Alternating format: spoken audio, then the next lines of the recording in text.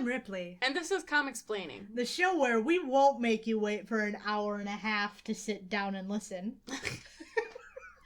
That's what you're going with today? That's what I'm going with today. Okay. Yeah, we, before we started recording, we were really struggling to find some place to get in to go and have dinner that wasn't going to make us wait like an hour and a half or somewhere to get seated. So, like, we went to like 3 different places. The first one was closed. They, didn't pay their taxes. There was a big orange slip on the window, and Ripley got out of the car to go read it, and then came back and was like, they didn't pay their taxes and got shut down. Like, okay. And the other 2 had really long waits, and then the fourth place, we just walked right in. So anyway, we're here now. We're all fine here. How are you? They can't answer. Sure they can. I don't have to listen, but they sure can.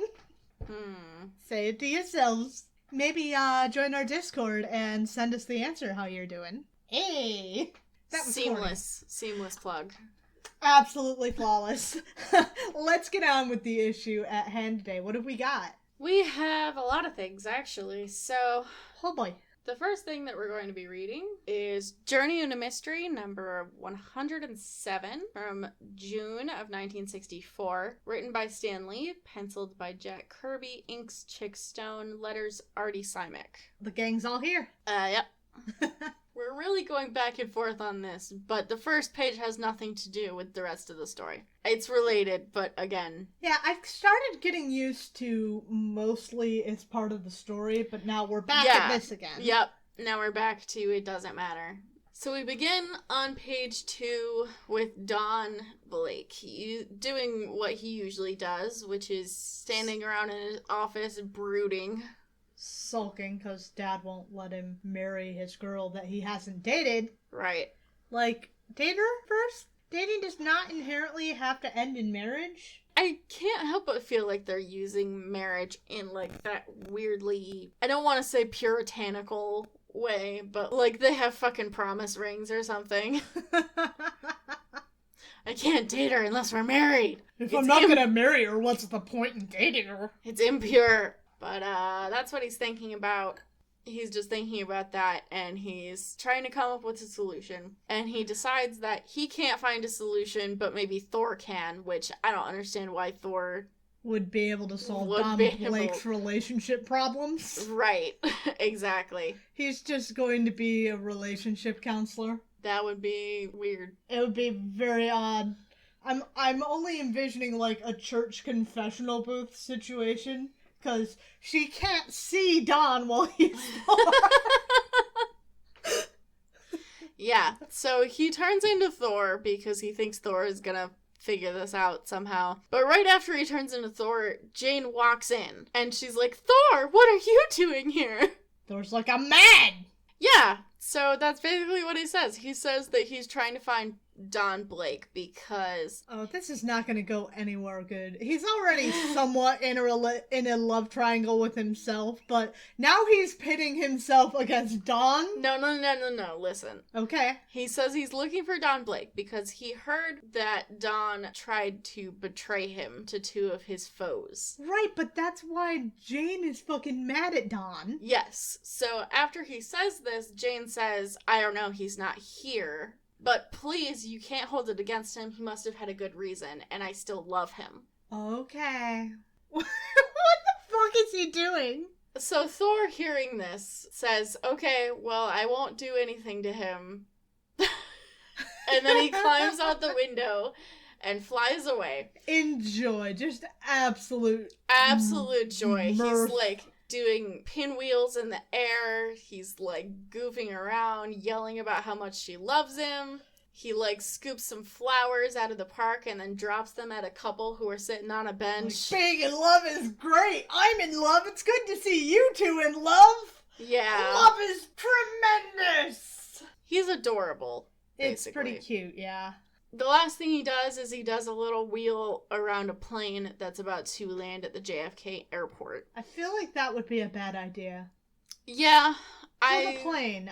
He'd be for the fine. plane, yes, I think so too, but that's what he does. And then he settles down a little bit after that But little did he know that the man on the plane is coming to the city to see him. The plane lands, and the flight attendant opens the door to get everyone off, but only one man walks out. And then after this man leaves, the attendant goes on to find that all the other passengers have turned to stone. Okay, so why did he do this? What was the point of this? Good question. And also, another question is, if he turned them all to stone, wouldn't that, like, fuck up the plane? Because the balance is... Yeah, and weight on a plane is a very important deal. Very, very important. There have been several plane crashes, particularly with smaller planes, but they happen all over the place where if you have your weight wrong, the plane crashes. Yes, so he's turned every single passenger to stone for no reason, it seems.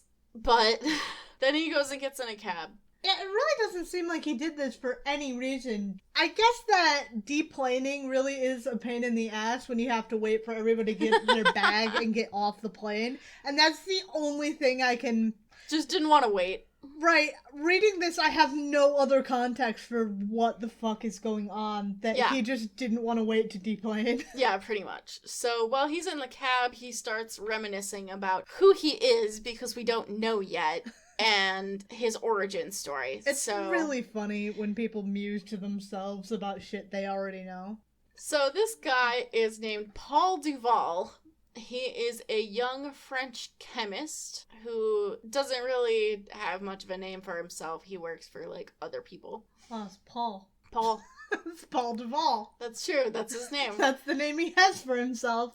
Here's his origin story. He was making a chemical and it wasn't coming out right. It turned blue instead of red. His boss comes in to, like, check and see if he's got it ready yet, and he's like, no, I don't have it ready, it's something weird is happening. And then he's like, oh, why do I have to take orders? And then while he's thinking about how he has to take orders, he just spills the entire thing onto his hand. As one does. As you do when you're a chemist. Why wasn't he using gloves if he's a chemist? Right. And goggles. Great point.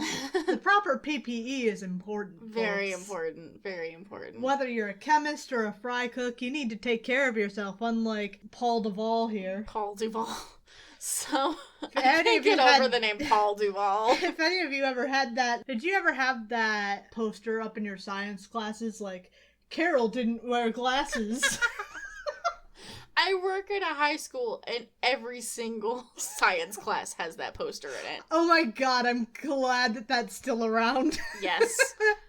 Okay, so instead of going to wash his hands like anyone would do, they even have a dedicated hand washing station in most chemistry labs, but whatever. He watches in horror as his hand turns to stone. And then he touches it with his other hand, and his other hand turns to stone. And then he puts his head in his hands, and his face turns to stone. Oh my god, dumbass. You didn't realize the first time? No, he did realize. That's why he touched his face and... So ridiculous. But he's turning himself to stone, but he can still, like, move and think. So well, he's not a statue, he's like a stone man. A stone dude. That's fine. Yeah. He figured out that he had this power that if he touched people with his bare hand, he could turn them to stone. Or if he touched anything with his bare hand, he turned it to stone. He tested this apparently by just going out on the street and touching a random dude, which is, like, not very scientific, bro.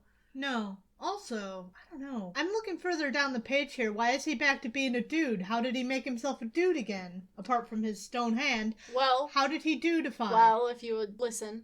Alright, I guess, if you insist. He figures out that he can turn things to stone and people to stone. Apparently, somewhere in the process of testing this, he also realizes that it's not permanent. The only thing that's permanently stone is his hands. Anything he touches will stop being stone after an hour. Okay, so his face stopped being stone, just that one hand. Yeah. I can live with that. So with this new power, he goes on a crime spree and becomes fabulously wealthy, but none of it satisfies him. And then one day he's reading in the paper about Thor, and he decides that what he really wants is immortality. And the way he's going to get that is to defeat Thor and steal his hammer. Because he thinks that Thor's hammer has the immortality, yes. back in the present. He's in this cab. So the cabbie takes him to the place where he wants to be, and he turns around and he's like, all right, where were you asked, pal? And then Paul takes off his glove and says, I am not your pal! And then turns the cabbie to stone. Because he doesn't want to pay his cab fare. But, like, the cabbie's still gonna be there. I just love how he's like, I am not your pal. Like, considering that he's French, I can't help but feel like that's a really funny translation joke. Maybe. I don't know French. Why are you asking me? Any Frenchmen out in the audience, because I know there's at least one of you, tell us if this is some kind of funny joke. So Paul gets out of the cab and waits nearby, because he figures after all the commotion that he's caused, Thor is going to show up eventually. Okay, so that was his purpose. Yes. So, Thor... Okay, but, like, if you wanted Thor's attention, wouldn't you just stay by the plane instead of going somewhere else? I don't know. Why is the news reporting on this stone taxi driver, like, immediately? Yeah. That's weird. Thor is still flying around. Not as exuberantly, but, you know, he's still out there. And he is flying past this dude's open window, and he hears his radio on, reporting about the airplane full of stone people, and then they found the cab driver some distance away as well, made of stone. To answer your question, I suppose, what I'm assuming is that this is like a while later, and someone found the cab driver. No, it says it was just seconds ago. Just seconds ago he was found. Okay, but there's like an hour. So, look, it says it takes an hour for it to wear off, right? They found the airplane full of stone people, which landed just minutes ago, and then just a few seconds ago, the stone taxi driver was found, which, like, it had to be almost immediately, right? Just by the numbering of how long this happened. Because it's only been a few minutes since the plane landed. I guess. So Thor, peeping in this dude's window, he's like, oh, I gotta go there. And the dude is like, what the fuck? So Thor goes to where they found the stone cabbie and finds them taking it out of the cab. The police, that is. He talks to the police and he demands on the authority of the Avengers that they let him take the stone man to Dr. Blake's office for examination. And the police officer says, apparently, that the Avengers have top federal priority, which I would like to ask, since fucking when? Right. Don't the Avengers... I don't know, the Avengers are fucking weird. The Avengers being weird ties into a lot of S.H.I.E.L.D. being weird, too. Because, like, the Avengers are sometimes tied into the country, and sometimes tied into S.H.I.E.L.D., and sometimes tied into the UN, and sometimes an independent organization. Yeah. It makes it hard to ever know what the fuck is going on at any given time, because it might just change. Well, apparently, right now, they have top federal priority. They're more important than the cops, more important than the Army, or the CIA, or the FBI. Well, they would probably also have top federal priority, but they ain't here right now. They're not. So, Thor takes the stone man back to Don Blake's office and then turns into Don Blake and then calls Jane so that they can examine the man, and they find he does indeed have a heartbeat, but it's very weak. And Don says it's almost like he's been in a deep freeze and is starting to thaw out, so he's like in cryogenic stasis, I guess. Alright. Meanwhile, Paul is putting on his silly outfit, like a romper with a cape. Yeah. And he's got these gloves with, like, claws on them, and he's got these toe socks that also have claws on them. It's very silly looking, but that's strange. Yeah, it's his look. And then he touches himself, and the rest of his body that isn't covered by fabric turns to stone. So, it's a theme. That didn't happen before. It had to be part by part, so is he just doing the Macarena? Right? So then he goes out and he's able to climb stuff by sticking his fingers into walls and just fucking traverse the city. And he is able to go find Don Blake's office because he was lurking nearby when Thor took the stone man. And he climbs in the window and Don Blake is there alone for some reason. Sure. And he sees the Grey Gargoyle. Holy shit. The Grey Gargoyle is like, don't try anything, I'm gonna show you how powerful I am. So he makes a paper airplane and then touches it so it turns into stone, and then he chucks it at Don so it's like a rock missile. That's intense. It is. And Don is like, you're the one who turned those people into stone. I forgot to mention it, but a couple pages ago they said that the people from the airplane turned back to normal already. Oh, good. So they're fine. I mean, I imagine that the process of being turned to stone for an hour is probably not entirely pleasant, and they will need some counseling in the future, but... They're physically fine. Physically, they're okay. Paul wants to hang out in Don Blake's office until Thor comes back, because he knows that they're connected somehow. Don takes off running into the hallway. Limping Man is able to outrun the bad guy. Questions. Many questions. Many questions. And he goes up to the roof, and then he turns into Thor. Just in time, because the Grey Gargoyle is outside the building scaling it again. That was the quickest way up, to literally scale the wall rather than just take the fucking stairs? Apparently. I don't know. Maybe he doesn't do a lot of cardio. So Thor bends over the building and, like, smacks at him, but he jumps down and grabs, like, a gargoyle or something that's jutting out of the wall. There's a name for that, but it doesn't belong on this kind of building. No, it definitely doesn't. There's this really fun moment where the Grey Gargoyle is like, once I possess your enchanted hammer, immortality shall be mine. And Thor, in response, says, ah, it is my hammer you want. Very well, you shall have it. And chucks it at him. And you want the hammer? You'll have the hammer. You can have it. And he, like, chucks it down, and it completely shears the gargoyle off of the building. So he falls all the way down, and then the hammer returns to Thor, of course. Lest you worry about Paul, he grabs onto a flagpole, which turns to stone, and then he's able to, like, land on his feet on the ground. I wasn't worried about him anyway. We have very complicated understandings of what things are breakable and what things aren't. I was fully willing to accept that him being stone meant he'd be fine. Yeah, I think so too. As evidenced by the fact that when he falls on the ground, he goes straight through an awning and then cracks the ground underneath him. Yeah. And then he runs off to a gas station. He clicks his palms together. But he has gloves on. They have, like, open holes in the palms. Oh, okay. They're special gloves. They're worse. Yeah. He clicks his palms together, which creates sparks. Like flint, which is, like, not how that works. Flint is a special kind of stone. You can't just use any stone to make sparks. Right. But he does that and uses it to make the gas station explode, which is... That escalated quickly. Surprisingly violent. We don't actually see the carnage that is wrought by this, but it does knock Thor aside and... Gives him a headache. Yeah, stun him for a minute.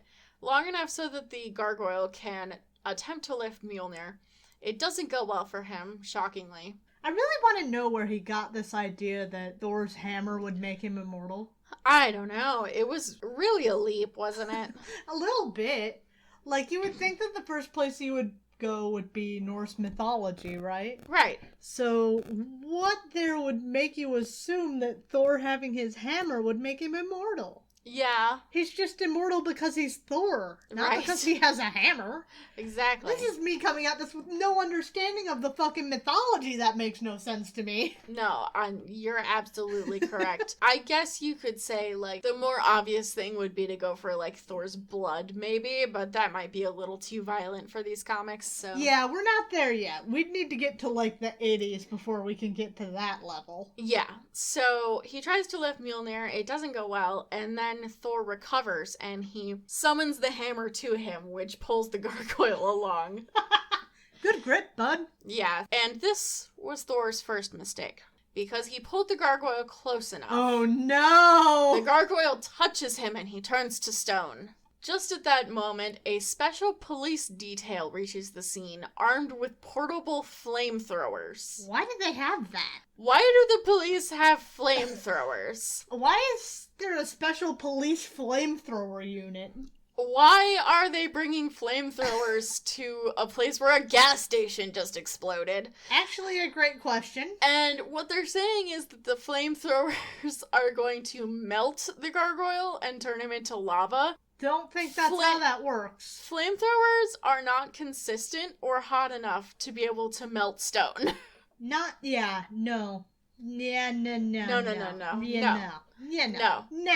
Well, Don't worry about it, because it doesn't come up. It's fine. The gargoyle is able to scale a nearby building and get away. The cops are so dead set on using their flamethrowers that they don't notice the Thor statue nearby, and it starts to topple. But before it hits the ground and shatters, or whatever it'll do, the hammer hits the ground and he turns back into Don Blake. So he's standing at just a really weird angle. Yes. That's not consistent at all with how he's falling here. No, it's not. Not unless he was, like, falling forward. But it's fine. He's fine. It's fine. Everything is fine. He's fine. And because he's turned back into Don Blake, he's not stone anymore. Convenient. Because it's a molecular change. So if he changed back to Thor, would he be stone again? So, Don Blake leaves and he goes back to his office, and he is indeed thinking to himself that if he turns into Thor, he will be stone again. I don't understand why that works. Also, he says that the gargoyle spell lasts for 24 hours, which is not what the comic said earlier. No. It said 1 hour. Why does he know that anyway? Right, why does he know that? But he says he can't turn into Thor. I would ask how he knows that, too, personally. Yeah. I mean, assumedly, you would just put yourself in a position where if you were to fall, you would fall on the hammer again, right? Right. Yeah, I mean, you could at least test it, Don. God. But he knows he can't do nothing about the gargoyle running amok. Here's what he does. It's a doozy. So he calls this TV news guy, and he sets up this plan where this dude is going to call Tony Stark and give him some kind of code word that Don knows, because Don is in the Avengers with Iron Man, and Iron Man, at this point, he is Tony Stark, but they don't know he's Tony Stark. They think he's Tony Stark's bodyguard. They just think Iron Man's got the hookup. Yes, Iron Man has the fucking hookup.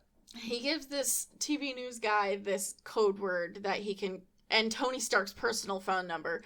So he's going to call Tony and give him this code word, and Tony will lend him this device that he's going to use. I don't want people giving out my phone number, and I'm not fucking famous. Right. I would be a little miffed were I Tony Stark. Yeah, so the device that they end up borrowing from Tony is a 3D image projector. So like a hologram, basically. Right. A hologram projector. And then they mount it on the front of a motorcycle. Cool. And Don is telling the news guys that once he's done, all of the film he gets will be theirs, which... It's a projector, not a camera. Yes, so that's an issue, but whatever. So Don takes off, and he's projecting an image of Thor throughout the city. It's not a static image. Apparently, through controls on the projector, he's able to make it move like it's a real thing. Which That's is like... not how anything works, but okay. I'm just impressed that Tony has this technology in the 60s. Well, it's not in the 60s. It is in the 60s, but it's not in the 60s. Yeah. Sliding time scale, folks. Yeah, but it came out in the 60s, so... It's fine. I do like it. I was just thinking, that's fairly futuristic. It is. It really is. So he's creating this projection of Thor speeding through the city streets to draw out the gargoyle. And indeed, the gargoyle does see the fake Thor. And he doesn't notice the motorcycle going behind Thor because he's so fixated on Thor, of course. The Grey Gargoyle starts attacking the fake Thor, and the fake Thor dodges. And he does some loop-de-loops, and then he throws his hammer, and the gargoyle stretches his hands up because he thinks he can stop it. It's like, oh, it's the hammer, I want it! I want it! Spoiler alert, the hammer would destroy his hands if it was real. Yes. But it's Why is not that real. A spoiler? I don't know. Why is that a spoiler? I don't know! Is this coming? No. Shut up. That's a bad spoiler. Shut up. Alright. I'm shutting up now. But because it's not real, the hammer just passes straight through his hands, and he's baffled by this. Fair enough. Thor catches his hammer, and the gargoyle is further baffled because he says that he can't stay in the air without holding his hammer, which, like, we've seen him do that before, so... I mean, That is a good question, though, because this hasn't really come up. It is hammer-propelled flight, but I guess it's just one of those things that, like, it comes up if it's convenient. Yeah. Yeah. Like so many things with Thor. Paul, you've got a point here. I'm similarly baffled. Finally, the gargoyle notices the motorcycle projecting this image, and he jumps down in the street, crashing straight into a bus. Through a bus, in fact. Yes, straight through the top of a bus, and lands in the driver's seat, in fact. and starts driving it. Oh, there was a dude there. There was a dude there. A dude there. What happened to him? Well, he's not there anymore. Oh, rip. And Don, this is his plan. This is all part of his plan. He leads the gargoyle towards the Hudson River, and then he drives straight off the pier. Yeah, that's a lot. That is, in fact, a lot to take in.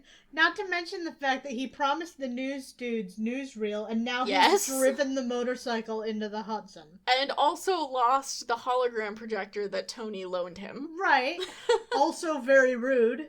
Very rude. The gargoyle jumps in after him, because the gargoyle, in the process of this chase, realized who he was, and was like, it's that same dude from earlier. What the fuck? What is his connection to Thor? And he just fucking drives off the pier, and they both go plummeting into the river. This is an issue for the gargoyle, who is made of stone. So he starts sinking very quickly. I hope that it's been almost an hour. So he starts sinking very quickly, and he knows that it will be at least half an hour before he changes back to normal. Oh, yo. But by then, he'll be too low down to make it back to the surface. Yo, that's fucked up.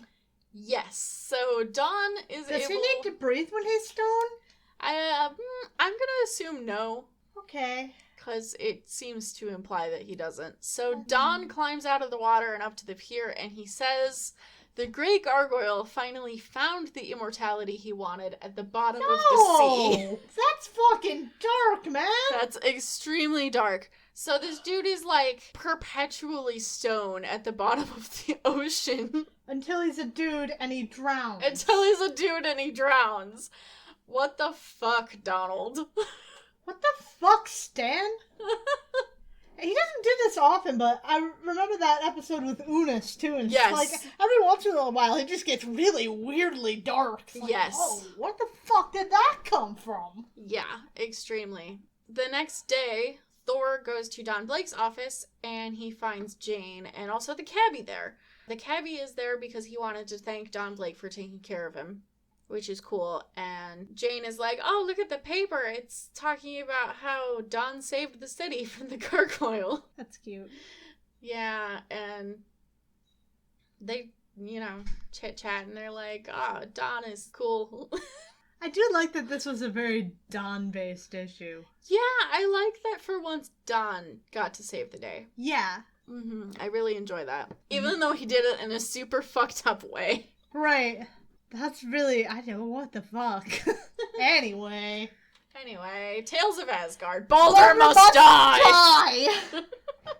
Jesus Christ, we're really having it in for Balder lately. Mm-hmm. Balder shows up, and then immediately it's like, okay, Odin has declared Balder must die, but then Odin's like, it's okay, Balder's fine. And now Loki's like, Balder must die! Oh, yes. Well, that's in the mythology, though. Yeah, Balder should die for his awful fashion sense. He really should. So Balder is freshly made invulnerable. And Loki fucking hates this. Wasn't Loki among the dudes arguing, don't kill Balder, we love Balder? That's why I brought it up at the time, because it's weird.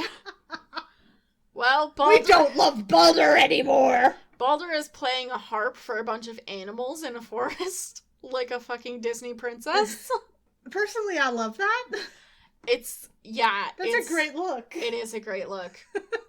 Get you a man who can do both. Kill enemies and sings beautiful songs for birds. Loki is watching him with hatred and malice and decides he needs to figure out a way to fucking get rid of Balder because everyone loves him so much. Jealous. He's jealous. And yeah, he's jealous. That's pretty much what it is. Daddy doesn't love me. Dad doesn't love me. Why does he love this guy? Fuck Balder. Fuck you.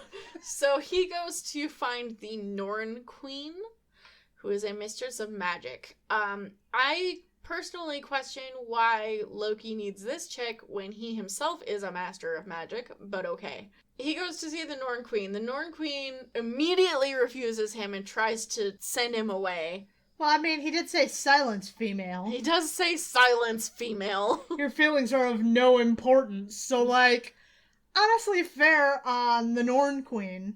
Yeah.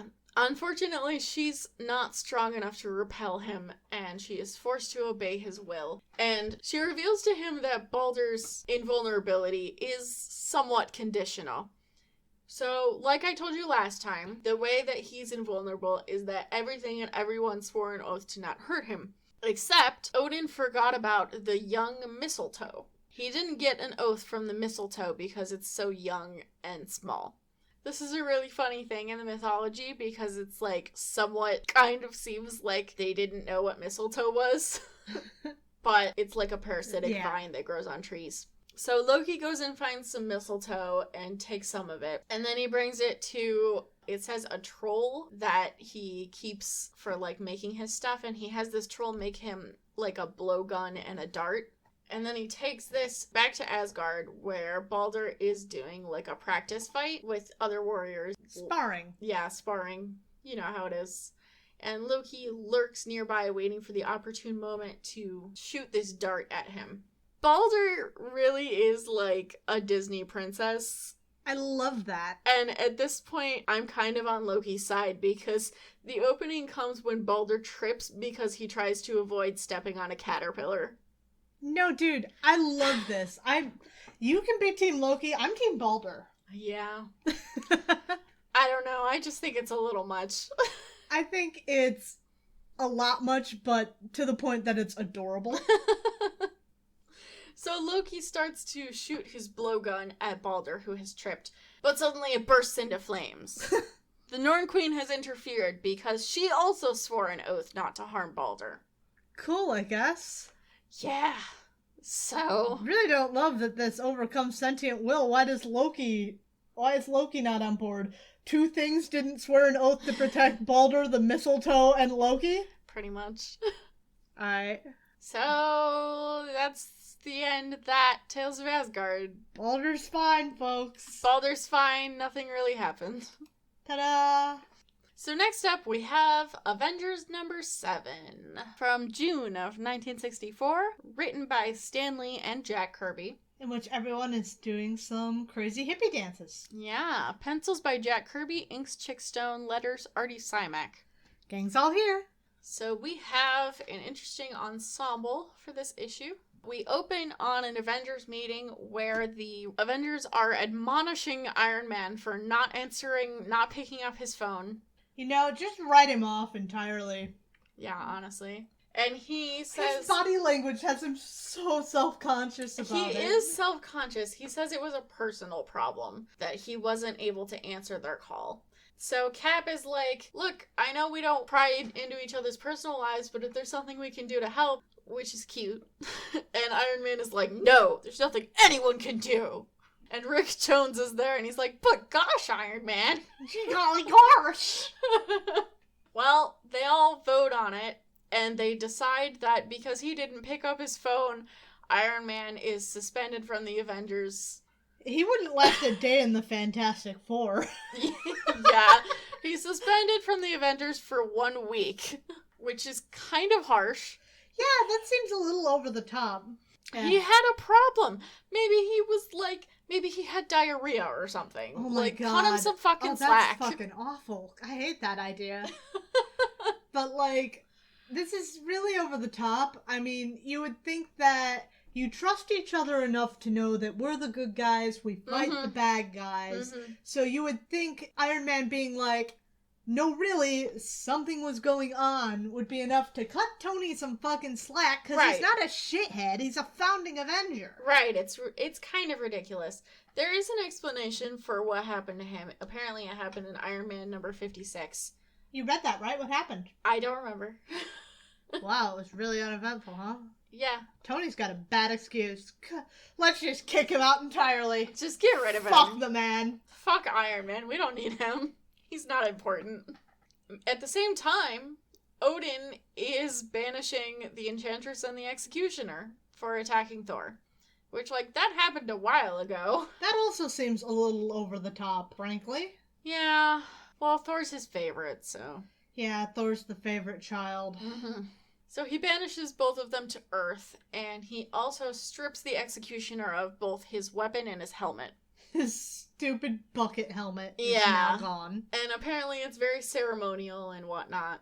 Loki is watching with some relief because Odin is banishing the Enchantress and the Executioner. And not asking who the fuck asked them to do this. Right. So that means Odin doesn't suspect that Loki was actually behind it. And also, with the Enchantress and the Executioner on Earth, he knows that they're gonna go fuck with Thor again. Oh, cute. They walk down the Rainbow Bridge and then just appear in the middle of a New York City street. I don't know why the Rainbow Bridge ends in the middle of the road, but okay. Executioner, what do your elf eyes see? His hawk eyes. No. Oh. Or were they? Whatever. It doesn't Don't matter. like them. It doesn't matter. They're He bad. He has weird eyes, for sure. I have special eyes. So, this page is actually really funny, because it is kind of like Asgardians try to deal with, like, Earth and humans and stuff. It's also that shit that's just my vibe. Like, a lot of you haven't heard much of this because it doesn't come up all this often at this point in time. But I love things like the ideas of superheroes and weird shit interacting with the normal world. Like, the best explanation of things I can come up with is, like, damage control or the idea of superhero insurance. Yeah. So a bunch of cops like, get the hell out of the road! Everybody's walking here! You ain't walking here! Get out of here! Yeah, so the Executioner wants to get up in these cops' faces about this, but the Enchantress is like, fucking calm down. We have to live here now. So, like, be cool about it. We'll just get out of the fucking road. So they get out of there, and they're, like, thinking about what they're gonna do now. And shit, we gotta pay rent. yeah, the Executioner really wants to get revenge on Thor. The Enchantress still really wants to date Thor. She doesn't tell the Executioner that, but, you know, that's what she wants. She's thinking about how desperately they need leadership right now. And they also need someone to, like, help them navigate this world that they don't know. Girl, be the change you want to see in the world. Honestly. Be the leader. She happens to step on a newspaper that is talking about Zemo, the leader of the Masters of Evil. God, I always forget which Zemo is which, because there's like two Zemos. Helmut Zemo and Heinrich Zemo? I think it must be Heinrich Zemo is the other one, because the only other word I'm coming up with is Heimlich Zemo, and that doesn't sound right. I think this is Helmut Zemo. I think Heinrich Zemo is all Nazi times. Well, this dude is a former Nazi. Much to think about. We cut to Captain America doing a training exercise where it looks like 5 pro wrestlers are all trying to take him down at once. And unsurprisingly, because he's Captain America, he trounces all of them. He's like greased lightning. Yeah, greased lightning! And he's like, thanks, fellas, same time tomorrow. And the wrestlers are like, are you kidding? If we want any more action, we'll get in the ring where it's safe. So he then goes back to Avengers HQ, where he's thinking to himself about, he's brooding about Bucky. Some things never change. Some things never change. And in walks Rick Jones wearing Bucky's old costume. Where did he get this? Why was it in the closet? It was tucked away in a closet, and he just decided to put it on. Why was it in a closet? Was this Caps? Did he get a Bucky outfit made to be sad about? Did Tony just have a Bucky costume sitting around his house? I love the idea that Tony was like, Bucky for Halloween when he was costume like 13 from or as a something. child.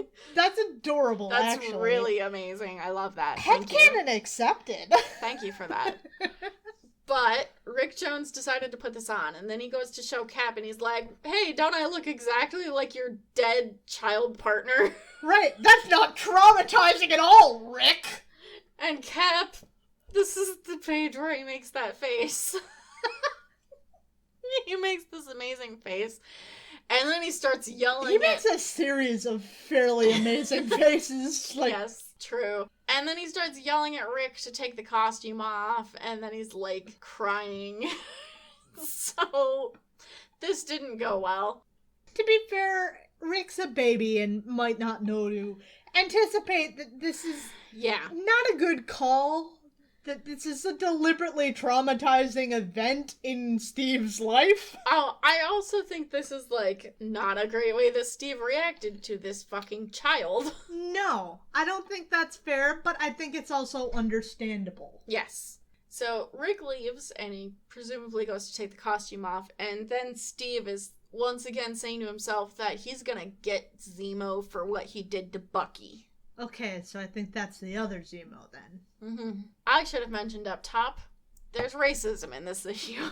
What flavor of racism are we? It's kind of weird, several things. It's kind of a weird combination of things, but mostly it's indigenous South American tribes. Not colored well. Not colored well. They're colored that kind of grayish color that they do to black people a lot. Black people get a darker shade of gray than yes, this. True. Anyone who is not white is gray. True. But, unless they're highlighter yellow. These South American tribesmen are, like, they're gray, they're shirtless, they're wearing loincloths. It's not great, and also Zemo is apparently ruling them somehow, for some reason. Oh, he's a former Nazi. A lot of former Nazis fled to South America. Yeah, but my question is... why are they putting up with this? Yeah, why are they putting up with it, basically? Yeah. So Zemo is dictating to his subjects that he wants to raise taxes because he wants tons of treasure for some reason. And he, like, sends them off to do that, and then he goes to look at his treasure, and while he's looking at his treasure, suddenly the Enchantress and the Executioner appear before him, and he immediately attacks them because he thinks they want to take his treasure. I mean, understandable, they did appear in his treasure room. Yes. He throws, like, a stick at the Executioner, and it just passes right through him because they are projected images that the Enchantress is creating because she's a sorceress. She starts talking to him and she's like, I want you to join forces with us. We can help you defeat Captain America and you can help us get revenge on Thor. And Zemo is immediately like, by thunder, I'll do it! By golly gosh, I'm on board with that! He just fucking jumps on this immediately. I'm really sad about one thing here. The Enchantress is not nearly as hot as she was the last time we saw her. She's got shorter hair. It's in the face, too. She's just not rocking it. She had a thing going on last time we saw her. I think that was illustrated by, Don Heck, though? I'd have to look. It doesn't matter. Let's carry on. Okay. So they set up this plan that they're going to work together to defeat both Captain America and Thor. I guess by proxy also the rest of the Avengers, but they're lesser priority. About them. At this time, Hank and Janet are taking off on an expedition to New England to study some insects. I guess we're not going to take out the rest of the Avengers. Yeah, so they're taking off and they're like, you know, if you need to reach us, you can reach us on this secure line. Cap and Thor are like, cool. Iron Man isn't there because he was banished for a week. Now we're really not taking on the rest of the Avengers. We're fighting Thor and Captain America and also this teenage Rick boy. Jones, yeah. The Teen Brigade. Oh, you just watch out. Rick will get the Teen Brigade after you, he will. So after Hank and Janet leave, Thor also takes off because he's got shit to do. And then Steve always kind of has that vibe that he doesn't really have anything going on besides the Avengers. It's like, oh, you guys are leaving? I guess. I'll just stay here, I guess. I'll practice and read a book or something. So he and Rick draw. He and Rick go on a walk in the park where they meet this dude who jumps out of the bushes to talk to them. It's the 1960s and it's just a dude with a monocle. Nothing weird about that. Yeah, so this guy introduces himself as Hans Grubervelt, who was formerly second in command to Dr. Zemo. And Steve does not take this well, because he's been thinking just this day about how much he wants to fuck up Zemo. So he immediately goes after this dude, and Rick kind of stops him, and Hans Grubervelt goes on to... I'm sorry, it's very hard to take this guy seriously, because isn't, like, Hans Gruber, like, a fucking die-hard villain? Yes. Yes, he is. This came out before that, I so know. maybe they took the name from this. Well, yeah, it's just really hard to, like, discard that in my mind. I know. I was thinking about it, too. So Hans Gruberwald tells Cap that he wants to repent. He wants to repent, and Cap is trying to attack him. I would just like to point out that Rick Jones says, "Easy, Cap, you can't just go around fighting guys because they used to be Nazis," which I would disagree with that. Personally, I think you can fight anyone who is or used to be a Nazi. So Hans tells Cap that he wants to repent, and he's going to do that by telling Cap where Zemo is so he can go deal with him. They don't outright say it, but there is kind of this vibe that Cap wants to kill him because he's constantly talking about getting revenge for Zemo killing Bucky. Yeah. So, weird vibes. Real weird vibes. So Cap runs off to do that. Rick Jones runs after him. And in the bushes, Hans takes off his face to reveal that he was the executioner all along. No one noticed that he was like 7 foot tall, huh? He literally is. Yeah. Later, Thor is flying through the sky and he hears a haunting call. Oh, that's a look. It is a look. You were just saying she's not as cute in this issue. Much better. He hears this haunting call, and then he follows it down to, like, a rooftop patio area, kind of. Like a rooftop garden. Kind of. It's more like a barbecue pit, I guess, like a lounge area. So he finds the Enchantress there. She's wearing a very cute ensemble. This would not look out of fashion now. No, it wouldn't. He recognizes her immediately, but as soon as he lands, she, like, does some hypno-eyes on him to get him to sit down, and then she gives him a potion that she brewed so that her power is absolute. I hate that it took hypno-eyes and not just, like, pretty girl. I know, right? So after she's given him this potion, she puts him in, like, a trance, and then she starts to Fuck with his head. fuck with his head. The way that she fucks with his head is she makes him think that the other Avengers are evil, and they've always been evil, and it is Thor's duty to fight them. And the image of the evil Avengers is really incredible. It's Iron Man in particular is really over the top. Really good. I don't know, the Wasp is like a demon. I'm kind of digging Wasp's look, honestly. Yeah, Cap is just like a little bit more curved. His wings are a little more horn-like. Yeah. And he's pinker. Yeah, and Iron Man is like insanity. Like a clown, like a metal clown, Yes. but with talons. And the mouth slit on his mask is opening like an actual mouth. It's a lot to take in. Horrific. She manages to plant this in his head. And then when he wakes up, she tells him, oh, he's got to go fight the Avengers. And he's like, yeah, that's what I got to do. Meanwhile, Cap is parachuting down into South America to fight Zemo. The man's fixated. He certainly is. Zemo knows that he's coming, however, and he shoots off a missile that's filled with gas, and it explodes near Cap and expels this gas. But thinking quickly, Cap pulls his parachute down around him so that it acts like a filter, I guess. I have a lot of questions about Cap's plan. Like, Yeah. Cap, you weren't wearing a parachute for no reason. The parachute was deliberately to slow you down before you go smashing into the treetops and the ground. So you've pulled your parachute down around you, but now you're not slowing down because your parachute is not being a parachute, it's being some kind of filter from the gas. So, like, what happens when you rocket into the ground, Steve? What's the plan then? Well, we're gonna get into that, but more importantly, that's not how gas works. We're outside. No, it's not. I mean, I can accept a cloud of gas being heavily concentrated enough to affect him, but Maybe a little bit. I can't accept this cloud of gas that this canvas parachute or whatever is going to be enough to filter it out. Yeah. That I have a problem with. And also, what your parachute needs to be being a parachute right now, otherwise you wouldn't have opened it up. You open your parachute at a specific point in your descent. So now you're falling very fast and presumably tangled up in your parachute. This is a bad plan. Well, here's what he does. He pulls the parachute around him, and then he, cuts out of it with his shield, I guess, because it says that the shield has a sharp edge. Oh, I hate that. Which I would ask, since when? Right. Isn't he known for bouncing it off of shit? Yes. Why is it not just leaving a bunch of sliced shit in its wake? And how many dudes has he hit with this shield that it just bounces off of? Are they all, sliced to fucking ribbons? What's going on here?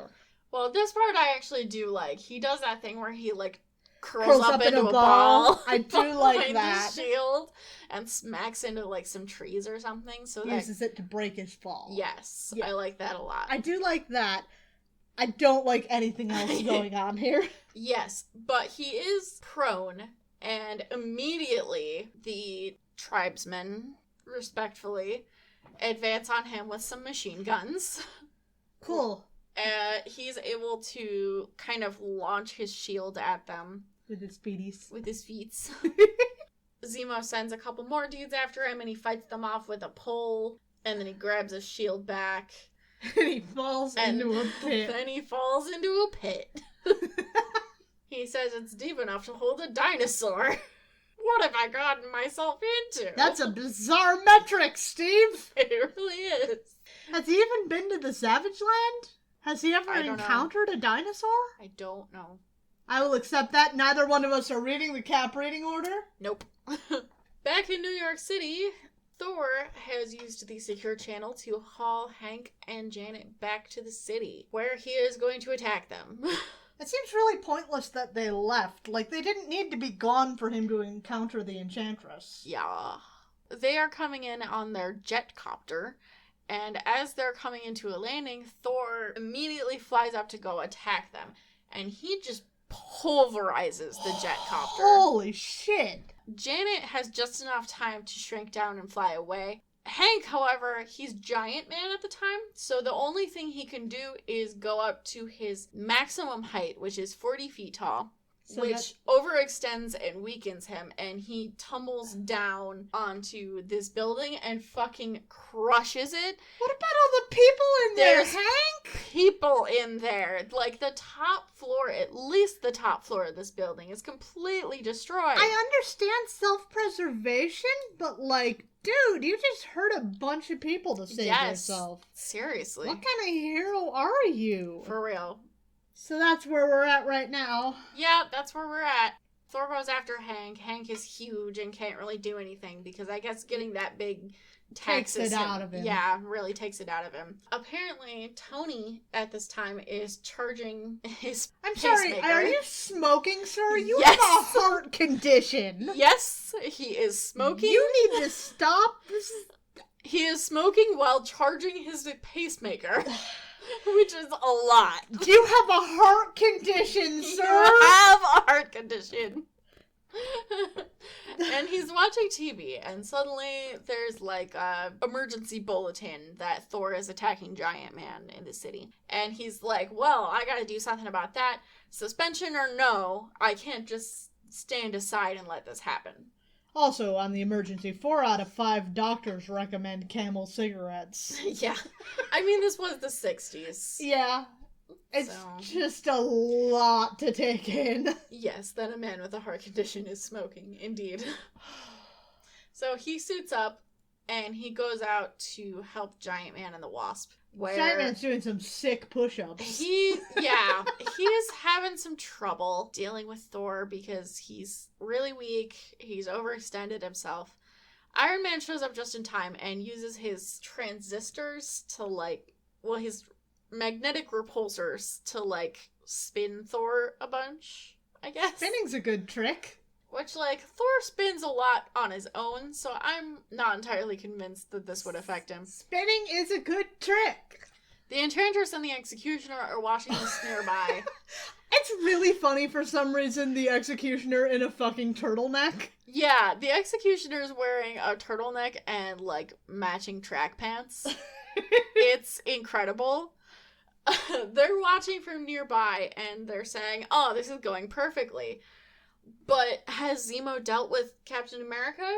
I don't trust him. So the Enchantress conjures up an image. Why do they care?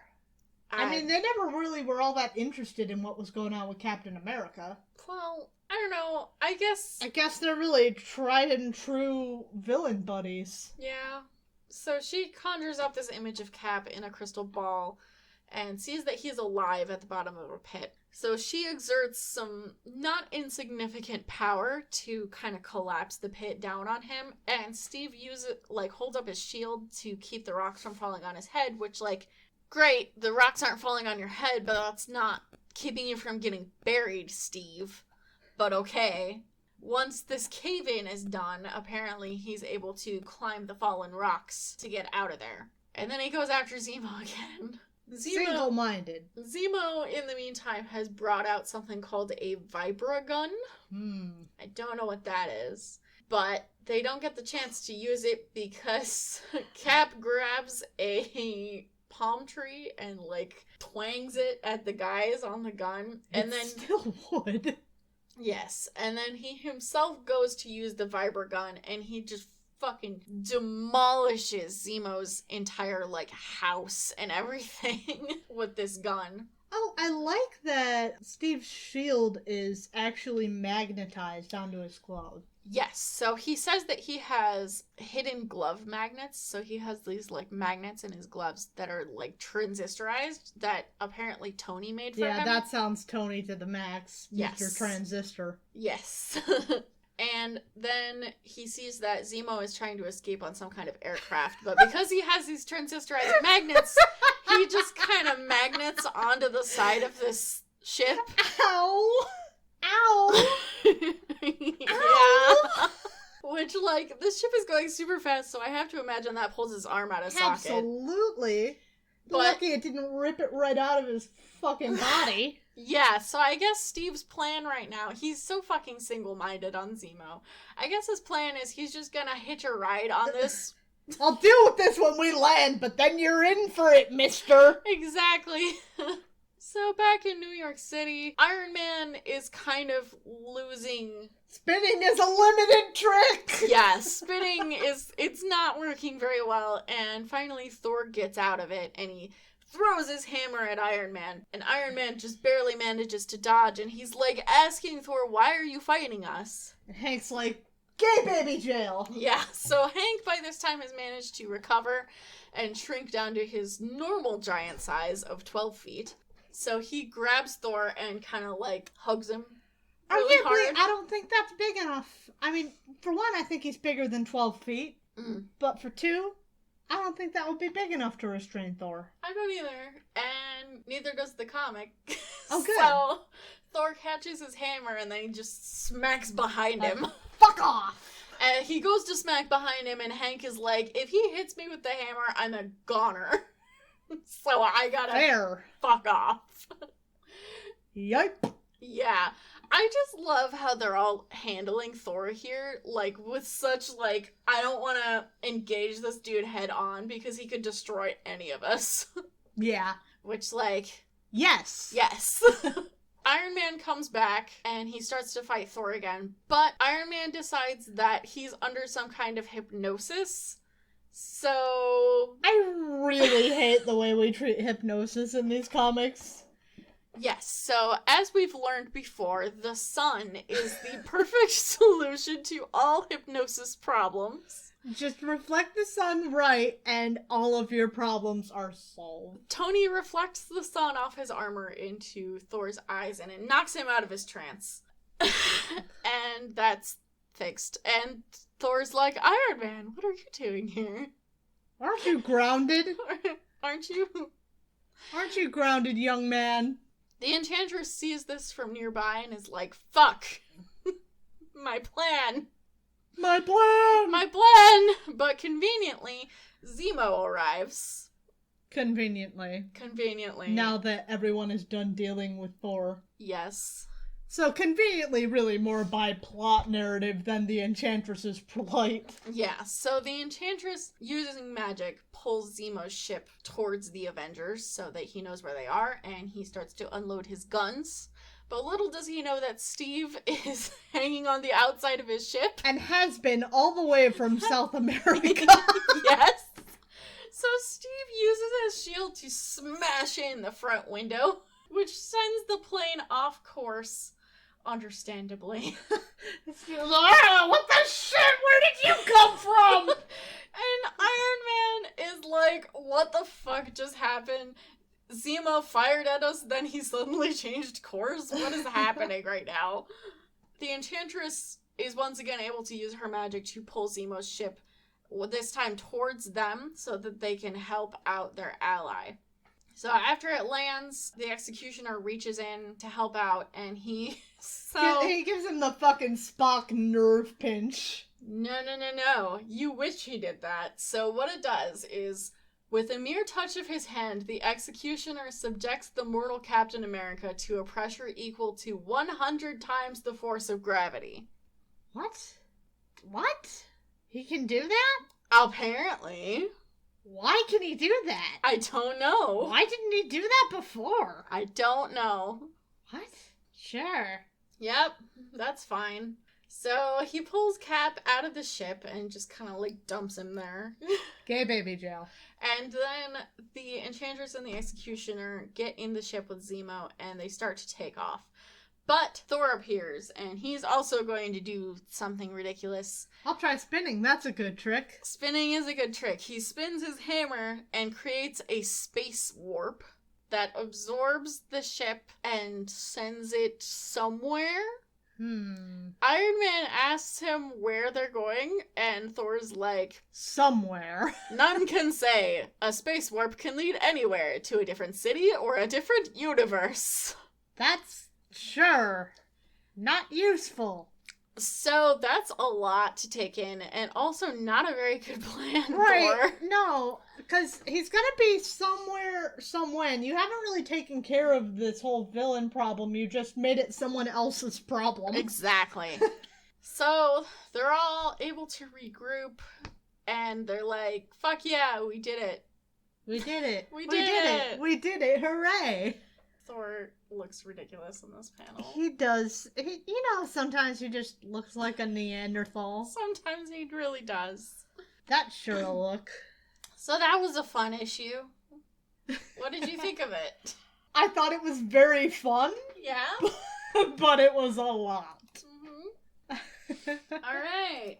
So, our discussion segment is going to be relatively short this week. We've been going for a rather long time.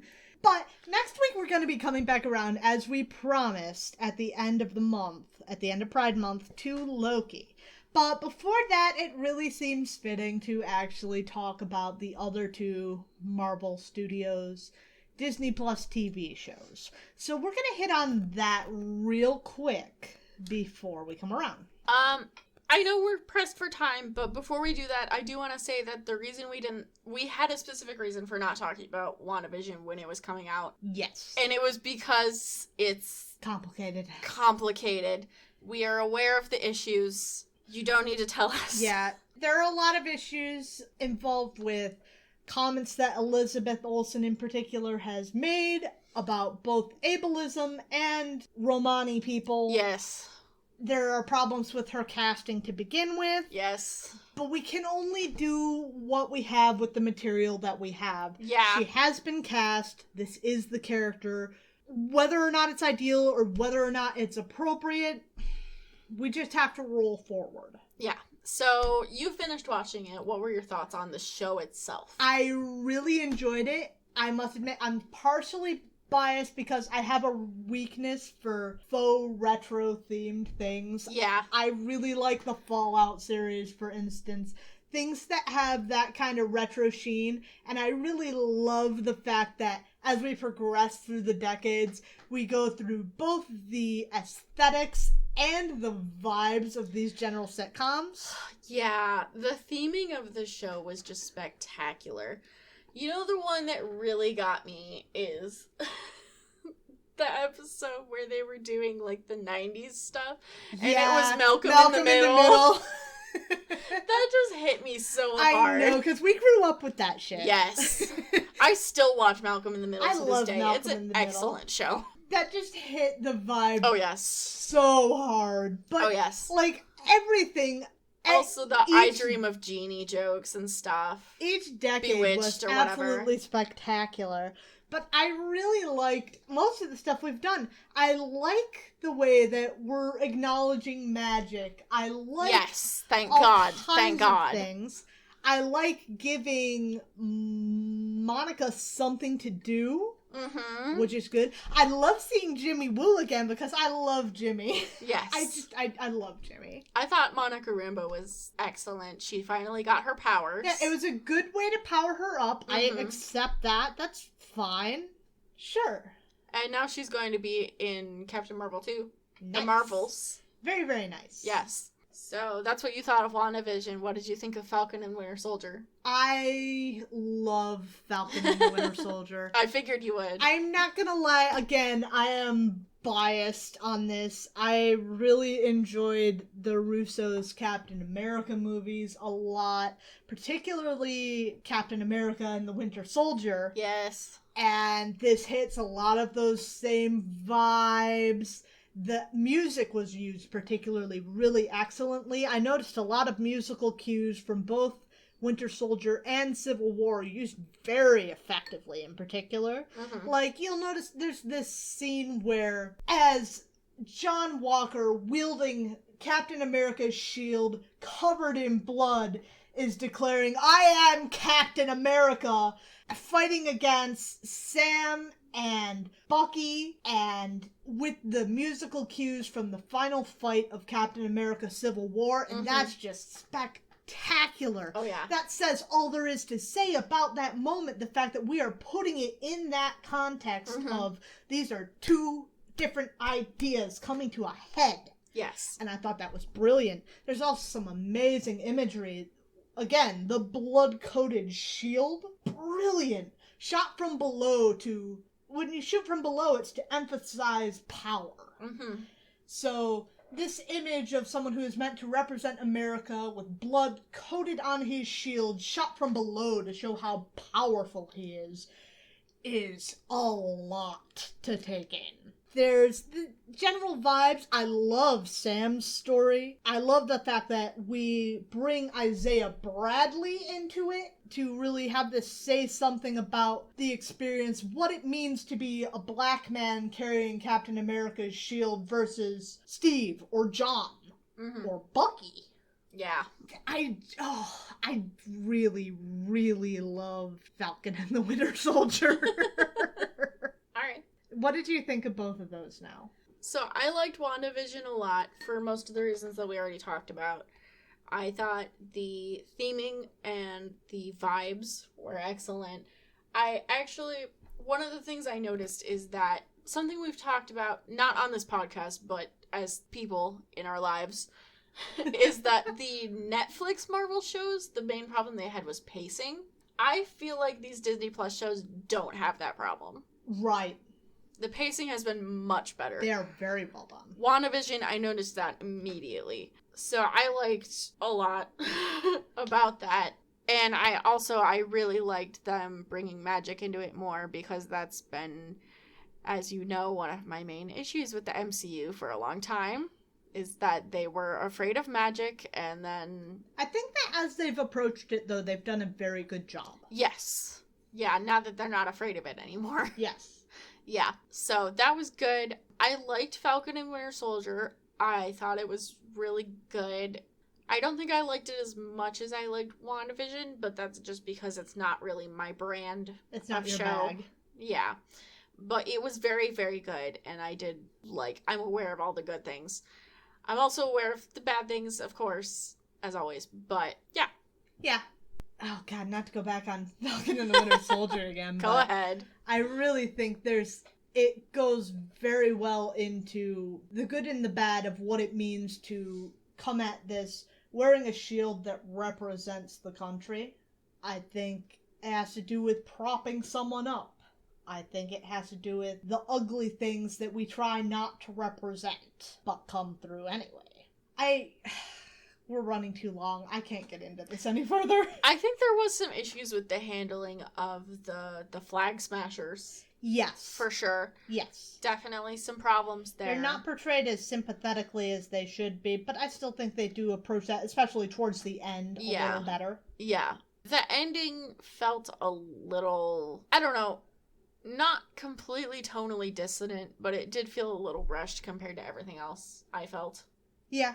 It was nice to see Sharon get something to do, but we didn't get a whole lot of what does it mean that Sharon is the power broker. Right. Yeah, so those are our thoughts.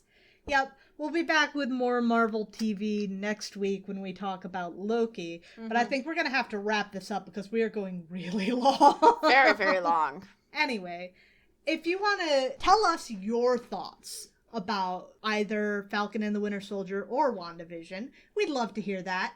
To our French listener out there, please tell us if we're missing some pun with fucking, what's his, Paul Duvall. Paul Duvall. Please let us know if we're fucking missing something there, because neither of us speak French. If we speak any little bit of language, it's like German and Spanish, so not overly useful in this context. So that's that.